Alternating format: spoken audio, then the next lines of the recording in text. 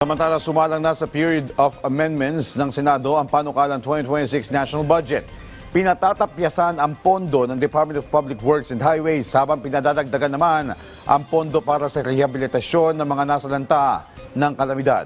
May report si Luisa Erispe. Isa-isang inilatag ng mga senador ang proposed amendments o ang mga panukala nilang mabago o ma-realign na pondo sa proposed 2026 budget. Si Senate President Pro Tempore Panfilo Lacson, inuna ng ipinanukala ay iban ang mga politiko mula sa pamamahagi ng ayuda ng Department of Social Welfare and Development. Anya, nakukulayan lang kasi ng politika ang dapat sana tulong sa taong bayan. There must be no room for political exploitation and manipulation of the government programs in any shape or form, especially when those at the other end are already suffering. To politicize a social welfare program is not only unjust, but also inhumane. To this end, between lines 40 and 41, page 228, volume 1-B of fiscal year 2026 GAB, insert a new provision to read as follows. Number 9, prohibition on political involvement in cash aid distribution. Sa panukala ni Lacson, ang pwede lang mamahagi ng ayuda ay ang mga tauhan ng DSWD, MAPA-AIX, AKAP o kahit tupad program. Hindi dapat susulpot ang sinumang politiko na nakaupo sa pwesto, kandidato o kahit mga representative ng politiko sa bigayan ng ayuda. Pinatatanggal din ni Lacson ang umano'y pataba sa budget ng Department of Public Works and Highways.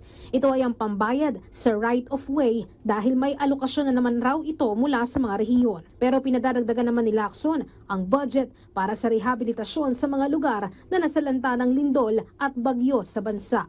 Ayon naman kay Senator Sherwin Gatchalian, chairman ng Committee on Finance, nadagdagan na ng 25 billion ang Local Government Support Fund at may 15.3 billion pang dagdag sa National Disaster Risk Reduction and Management Council o NDRRMC. We will also increase the National Disaster Risk Reduction and Management Fund by 15.3 billion pesos specifically to support the recovery of disaster-stricken areas. Supported interventions include shelter and resettlements, education and health services, rehabilitation of agriculture, and social protection programs in areas affected by natural disasters.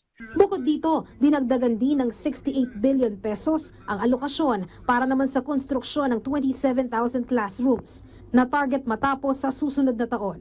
Ayon naman kay Senate Minority Leader Alan Peter Cayetano, sana lang malinaw ang listahan ng amendments ng bawat senador at malinaw din ang mga priority programs para sa unprogrammed funds. Not only the stigma, but also yung sa flood control, and then also etong unprogrammed medyo